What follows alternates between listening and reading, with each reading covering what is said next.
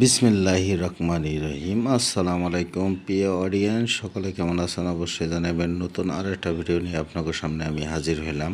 এটা হলো সরিষা ফুলের গাছের ভিডিও। এটা জিনিস হলো কি, বাংলাদেশে ওখানে এরকম পরিস্থিতি হয়ে গেছে, মানে এই মানুষগুলো মজা ফেলায়, কোনো চিন্তা ভাবনা করে না। কারণ নিজের ভেতর কোনো মনুষ্যত্ব নেই। যদি মনুষ্যত্ব কেউ ভেতর থাকতো, তাই এই যে মানুষ, এক দলের মানুষ আর এক দলের মানুষকে মেরে লাইতাতো না। এটা করা ঠিক না।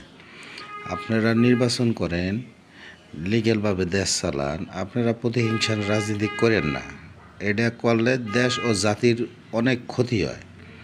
আপনারা এটি করেন না, না করিয়া আপনারা নির্বাচন করিয়া পাশ করিয়া আপনারা দেশ আগাই নেন, এতে মানুষের অনেক ভালো হবে। আর জনগণের ভালো হওয়া মানেই সরকারের ভালো হওয়া।